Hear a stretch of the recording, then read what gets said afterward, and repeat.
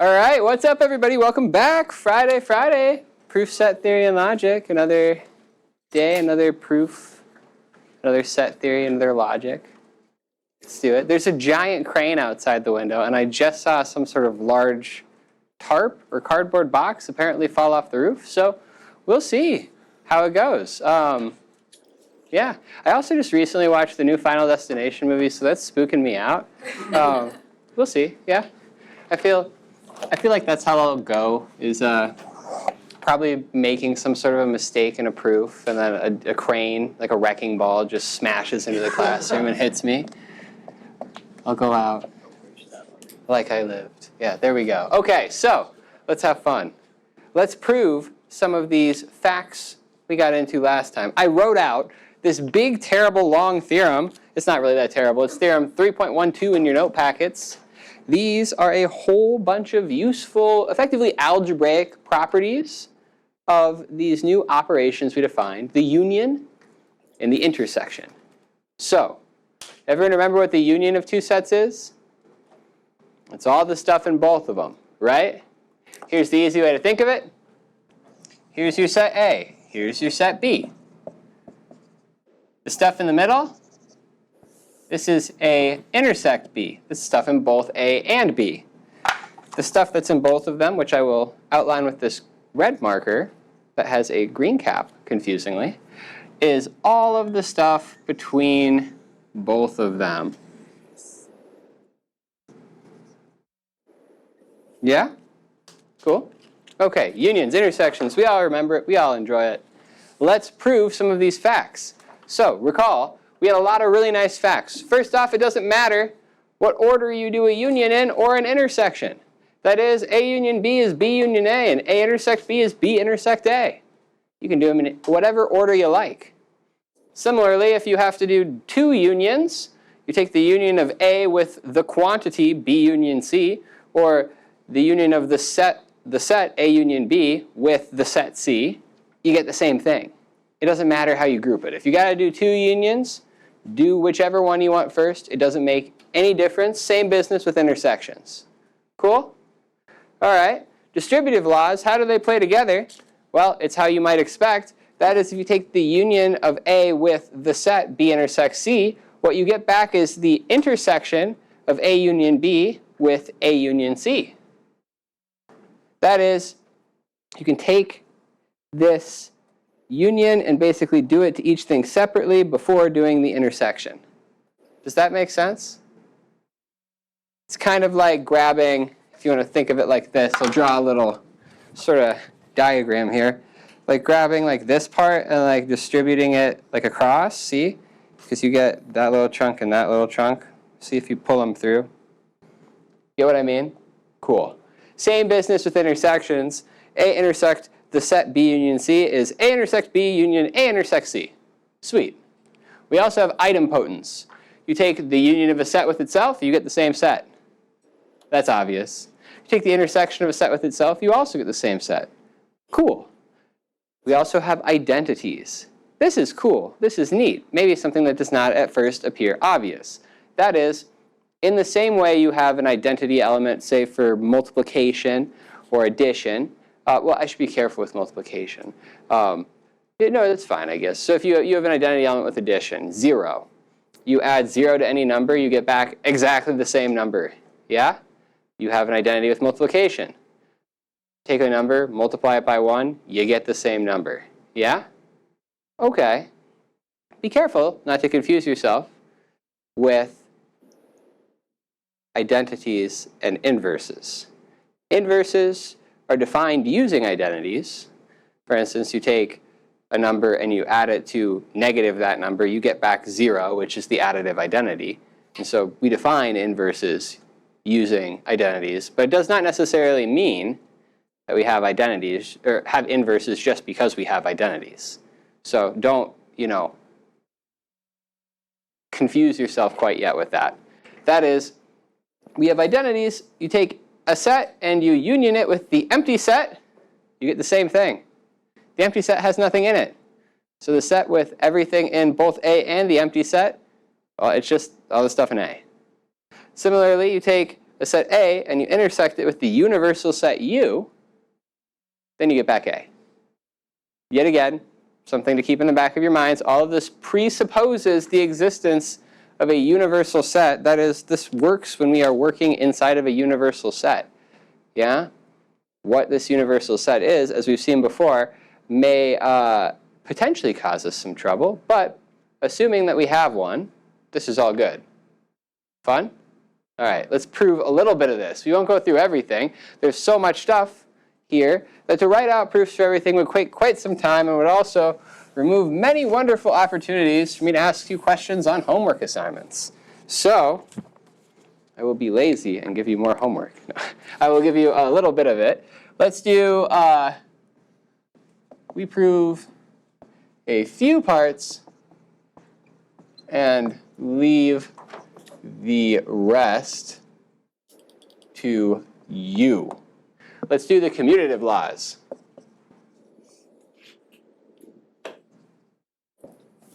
Okay, so for the commutative laws, note that P or Q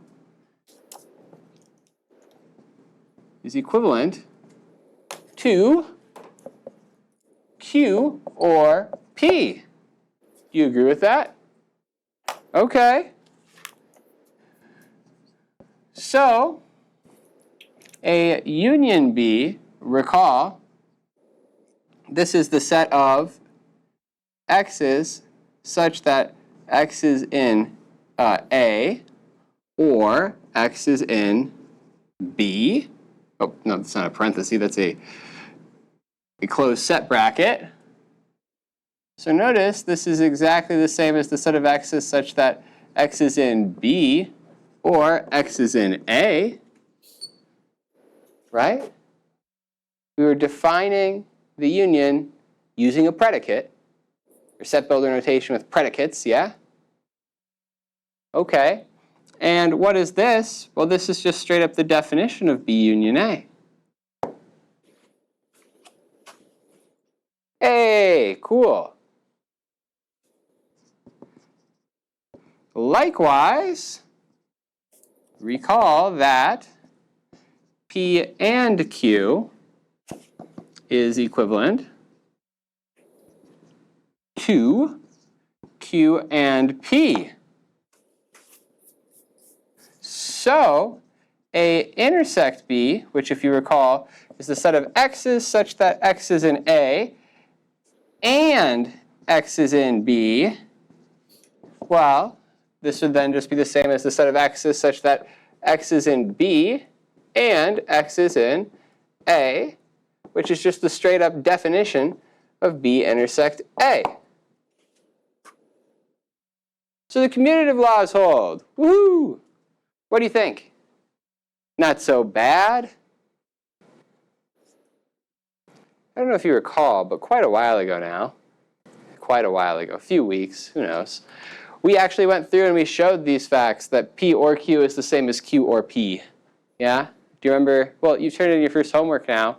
A lot of this is just no fun truth tables, yeah? Okay, cool. So we've seen it all. All right. Now, commutative laws, these ones are not so bad. The associative laws, do you think we can do this? Are we just going to use associativity from the and the or operation, a property we've already established? Yes. This is all just bringing back things from our study of propositions. So, associative. Okay, recall that P or Q or R is equal to P or Q or R. We showed this. We showed that or is an associative operation on propositions quite some time ago, but not too bad. Yeah? Okay. And in fact, if I want to say instead of equals, what I really could say is I could say if and only if. That is, recall that this statement is a tautology. Recall that this is true, no matter what P or Q or R is. These things have the same truth value, this one and this one. So if you do the if and only if they have the same truth value, you just get all truths. That's a tautology. Yeah? Okay, cool. So A union B union C. Oh, let me be careful and not use set brackets when I don't mean to. This means that this is the set of x's such that x is in A or x is in B union C. This is the set of x's such that x is in A or x is in, and now I'm going to do a nested set, the set of y's such that y is in B or y is in C. I'm going to make a small jump right here if you agree with this. Is this the same as saying the set of x's such that x is in A or x is in,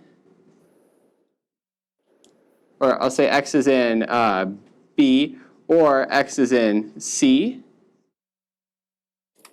Do you agree with that? After all, if x belongs to this set, it belongs either to B or belongs to C.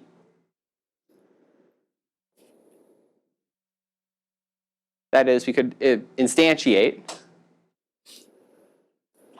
Yeah? Okay. And once we're here, we can just carry over to go, hey, look, this is the set of x's such that x is in A or x is in B or x is in C, which notice is just A union B, that whole thing, union C. Agreeable? No. Disagreeable. Terrible. What do you think? Where are we? I'm seeing some people do some fast blinks, like that. What do you think? How did you get from B union C to This? Yes. The Y. I kind of figured that this might be the place where people had questions, so good. Okay, the idea here is that when we say x is in B union C, well, that would be saying x is in, well, what is B union C? It's the set of values such that the value belongs either to B or the value belongs to C. I used a different variable to be very clear that I do not necessarily refer to the same x, right? However, when I say x is in here or x is in here, well, the only way that x could be in here would be if x is in B or x is in C. Does that make sense? That is, anything in here satisfies this. For all x in here, x is in B or x is in C. So this set is defined as the set of all elements satisfying this proposition. That is, it is defined using a universal quantifier. Yeah? Effectively, if you want to think of that. Yeah? Or it's all of the values that satisfy the predicate. That is, the things in this set are the things for which, for all thing in the set, predicate. That's the true statement, yeah? Maybe that's not making it clear. So what I guess I'm saying right now, let me write this kind of as a small aside over here, is if you have a set S defined as x's such that some predicate P of x is true, then saying for all x in S, P of x, this is a true statement. That is how that set is defined, right? Does that make sense? So instantiating off of this, any particular value, you get P of x. Yeah? That is, if x belongs to here, x satisfies this. If x is in a set like this, the only way to be in a set defined by a predicate is to satisfy that predicate. Right? No? Maybe, yes? Yes. I guess what I'm confused about is like why do you need that second line if that's kind of what you're showing in that first line where X is in B union for Ah. C or C? So what I'm doing right here is effectively, if you're cool with like up here, where I say A union B is the set of X's such that X is in A or X is in B, then I'm just applying that twice. I'm saying, look, A union the set B union C, it's the set of X's such that X is in the first thing or X is in the second thing. But the second thing is also defined in terms of a union, so I just write out explicitly what that set is. This set, B union C, is exactly the same as this. Does that make sense? Yeah. So in some sense, I'm maybe being like a little bit pedantic, like I'm saying, people might be fine with me just jumping from there to there, but I'm really trying to spell out exactly how I'm doing it. That is, if you are in the set B union C, you must satisfy the predicate defining B union C. So I'm able to chain together the predicates like this into a nice compound statement that I can then use my associative laws for or on. Can you imagine how the proof will go for the intersection associativity law? Will it be effectively exactly the same? Almost, right? Here's all that changes. I'll even just write right over it. Okay. Just change all these ors to ands. Okay. Intersection where union was, and intersection, and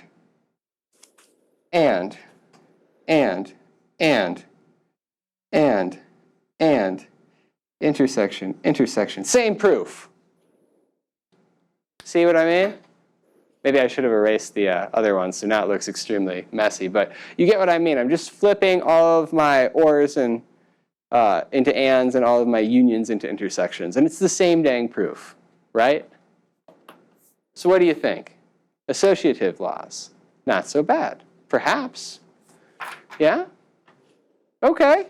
It's Friday. We're doing it. Let's keep going. Let's do a little bit more. Let's try the distributive laws. How about that?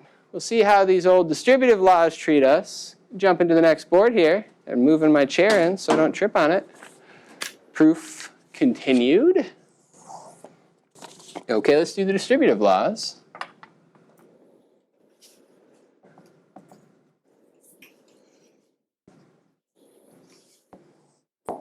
So for the distributive laws, recall that disjunctions, ors,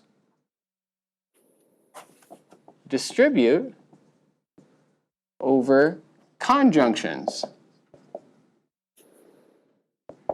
i.e., what we have is that P or Q and R is equivalent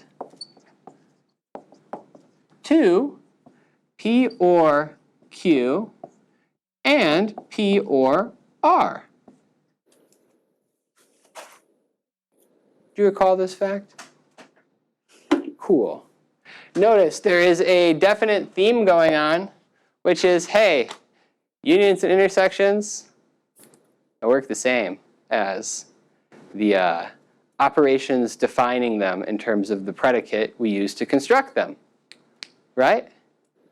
We make unions and intersections via comprehension.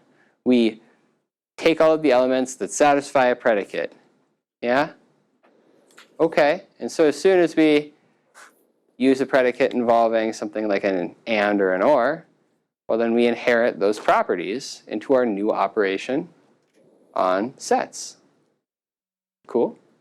All right, so let's do this. Hence, from this, what we get is that X is in A union B intersects C. Well, this means that X is in A or X is in B intersects C. Putting some more parentheses perhaps than is needed right there. just to be nice and clear. Yeah? Okay. But now, what does this mean? Well, this means that x is in A, or B intersects C. This would be x is in B and x is in C. That is, the only way to be in B intersects C is to be in both B and C.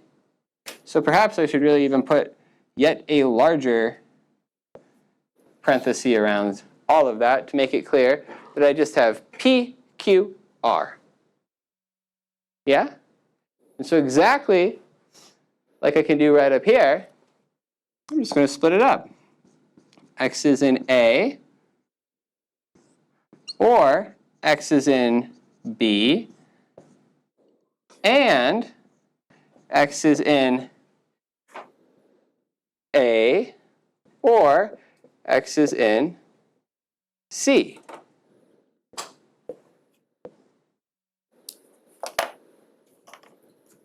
See what I'm doing? I'm just doing exactly this trick right here. I bring it across. All right.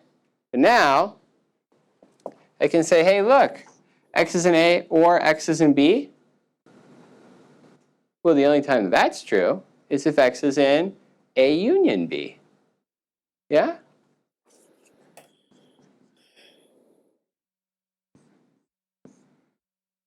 And over here I have x is in A union C.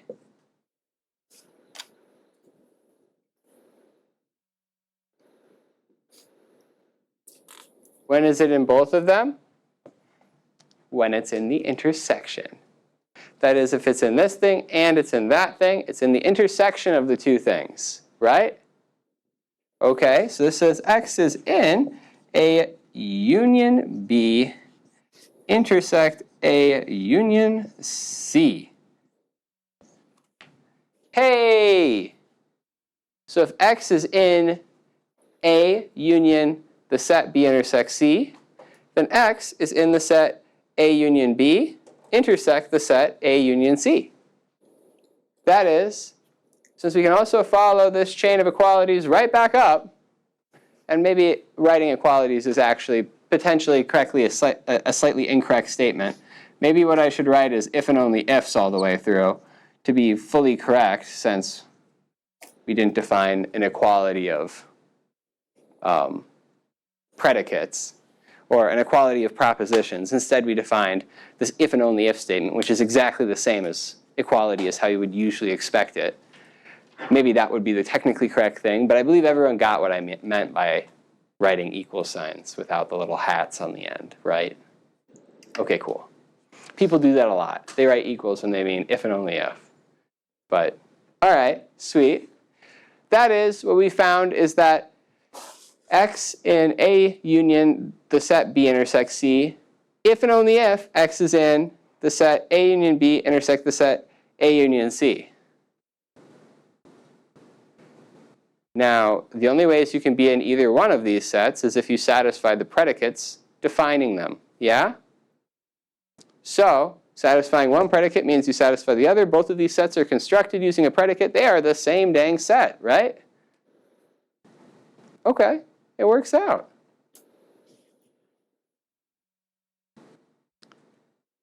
Fun? Does that feel all right? Okay, nice enough.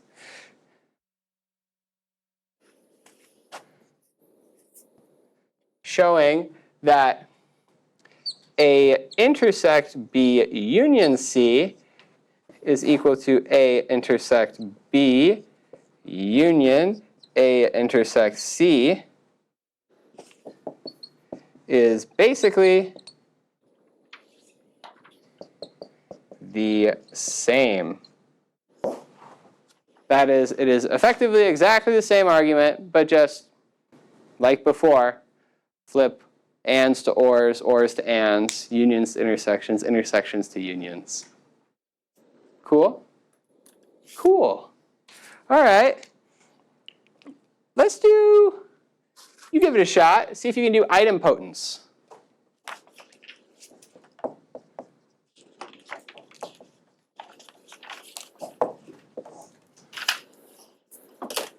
Okay.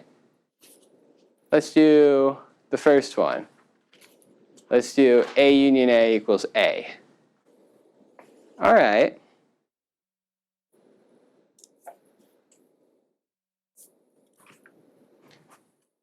I will perhaps point you really quickly to saying, hey, if A union A is A, well, you could say, when are two sets equal? Well, when one contains the other and the other contains the first. That is when they have the same elements, yeah? So you could show that something is in here if and only if it's in here. Something like that, yeah? Perhaps. Maybe you could use another logical rule at some point, too. Give it a shot, see what you can do.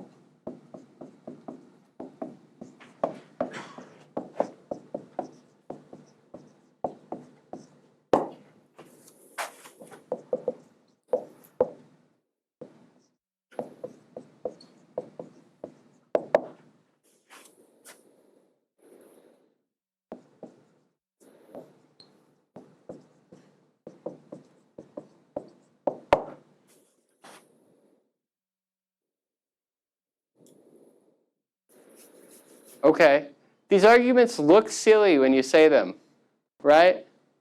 But to be precise, we should still say them, right? That is, let's start by assuming that, say, X is in A union A.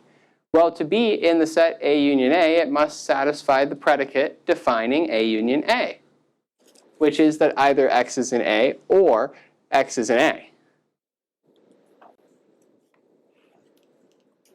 If I wanted to be very, very clear, I could say we proceed by cases. Either X is in A or X is in A. But not doing cases explicitly, I think we can all make the leap there to say X is in A instead of having two identical cases, right? Okay. So we'll say, hey, X is in A. So A union A is contained in A. That is, we've shown that if we start with something in A union A, we end up with something in A. Yes? How do you make the jump from X is an element of A union A to X, or X is an element of A, or X is an element? Okay, right on. So if we wanted to skip like this little hidden step right here, is just the following. We say X is in A union A, which notice is the set of all. I'll write it now with a Y so I don't get confused with my other X's. Y's such that Y is in A or Y is in A. Can we assume from union to or? Effectively, yes. That is, if you are in the union, then you satisfy the predicate defining the union, right? That is, if S is the set of all Y's such that P of Y is true, then X in S implies P of x is true. Does that make sense?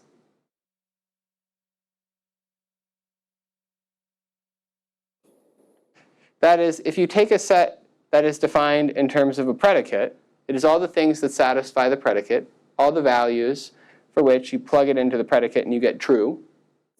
Then, if you have a thing belonging to the set, this tells you that the predicate is true.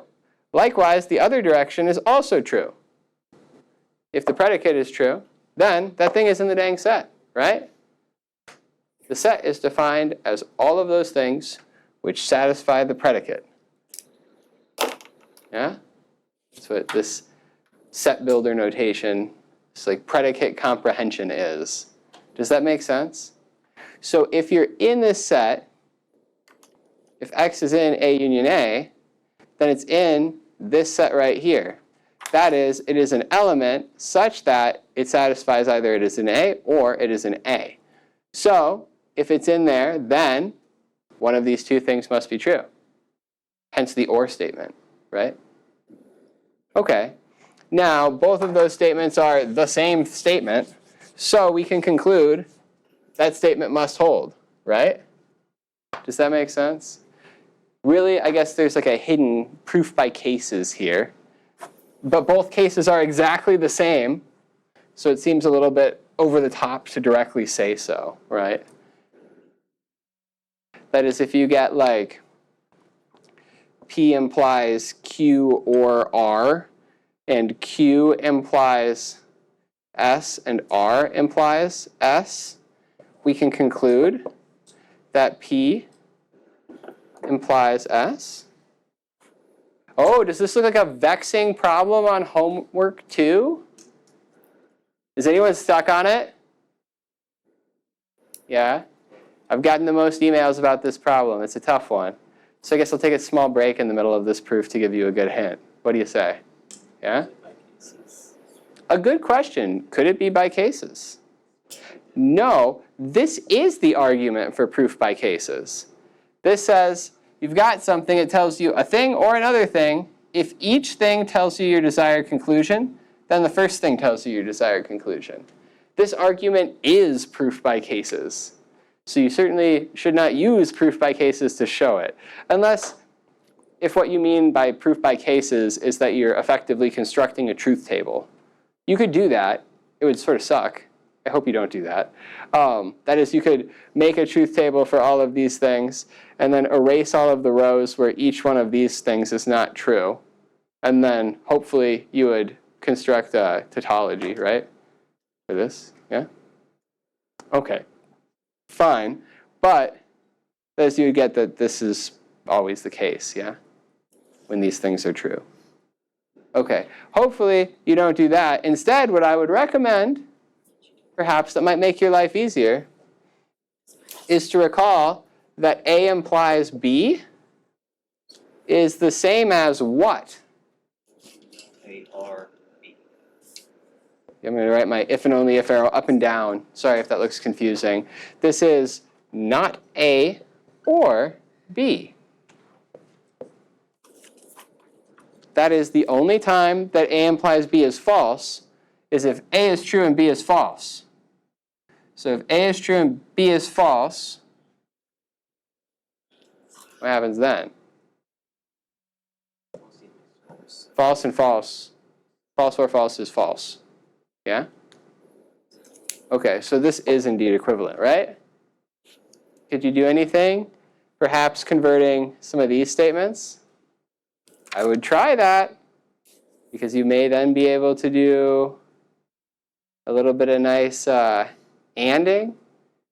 If you have, would you agree with this statement?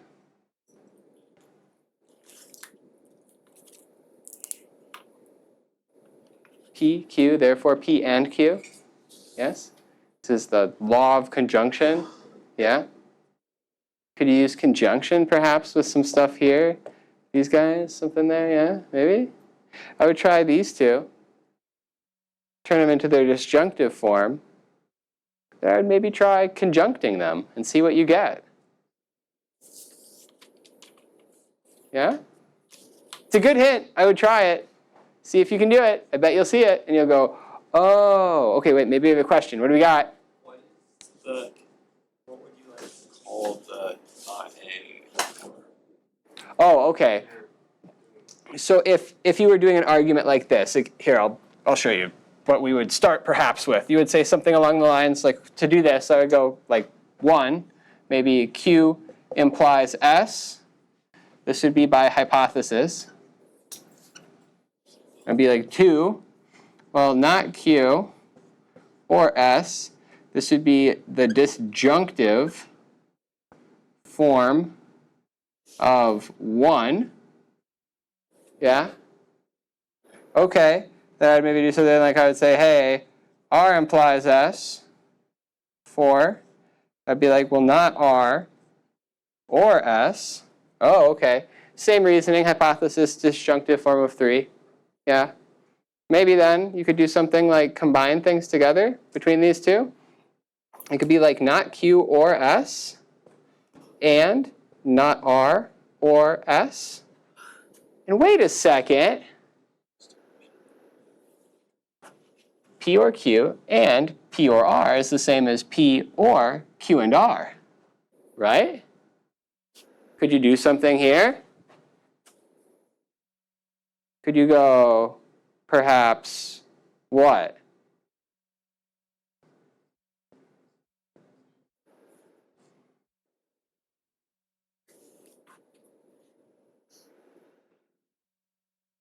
Do you agree with this? Oh, okay. What happens if I pull a not out of here?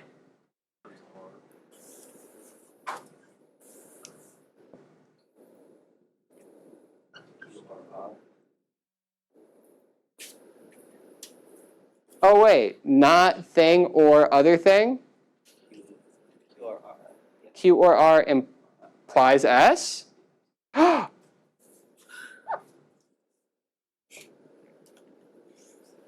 You basically got it, right? Good hint, huh? Maybe there's one more step. Hypothetically, it could be something like a syllogism, maybe even a hypothetical syllogism. Fun. So, see, aren't you glad you came to class today? Your homework got much easier. All right, or maybe I've robbed you of a valuable educational experience. Hard to tell. Either way, you'll have to put it all back together, and I erased it quickly enough that maybe you haven't finished writing it down. All right, let's get back to the proof. Let's go back to this proof that we almost entirely forgot about for a minute.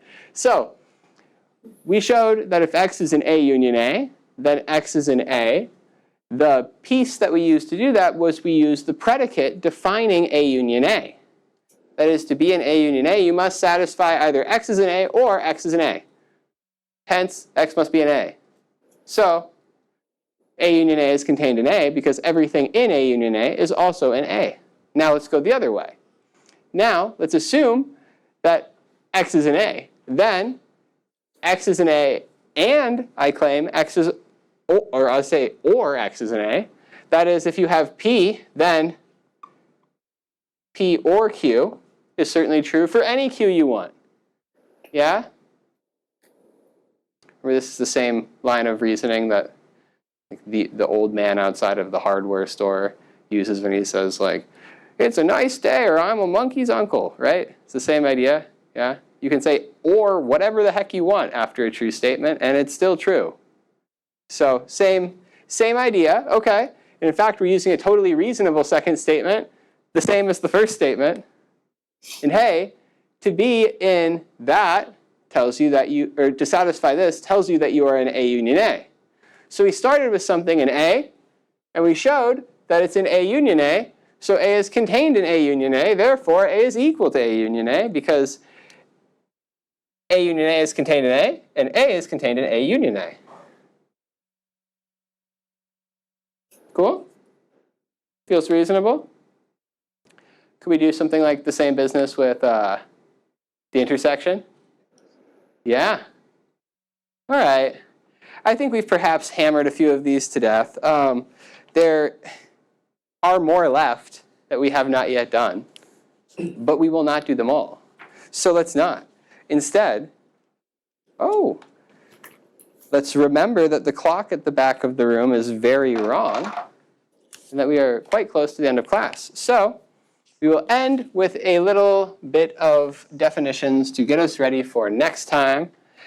A quick few things we can do from here.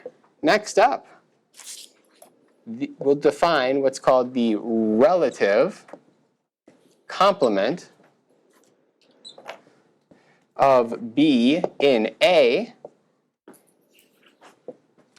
also called the set difference, is the set A slash B that is defined as all A's such that A is in A and A is not in B. Does that make some sense? Here's kind of the picture of it if you want. It's with our circles. You got A, you got B, you got over here, you have A intersect B. All of it is the union. This is A union B. And then we have the two one-sided pieces. That is, we have all the stuff that's in A that's not in B. This is A set minus B, A set difference B, the relative complement of B and A. And then over here, you have likewise a similar one. This other region here is just the complement of A and B. Hey, look, we've got pretty much everything. Yeah? There are perhaps only a couple more pieces left. That is, what about outside? Oh, okay. Well, that would be relative to some sort of a universal set, yeah? Okay, so this defines, or it motivates, I guess, the next chunk of this definition, which is to define a complement without reference to another set directly. That is a complement with respect to a universal set. So in a given universe, U, we define the complement of A to B, the set, either people write it as like A prime or perhaps A C. And either way, what they mean is they mean the universal set sans A. That is, all elements that are not in A, all the things in the whole universe that are not in A, or in that universal set U. Does that make sense? Okay, cool. Notice, if you think about it really quick, and you go back over here and you look at some of our identities, A intersect the universe is A. Yeah? Okay. A union, the empty set is A. Okay. Now, A intersect A complement is the empty set. A union A complement is the universal set. Yeah? So it's kind of like how you can take like 4 and you can add it to minus 4 to get back 0, an identity element. Yeah? Oh, kind of cool. Okay. So that makes some sense of why we might describe this as set differencing. Difference, just like subtraction. Yeah? Same idea. Fun. Sets. You can put them together. You can build them. You can have a great time with them. They're everywhere. Everything's a set. And this class is over. Have a great weekend.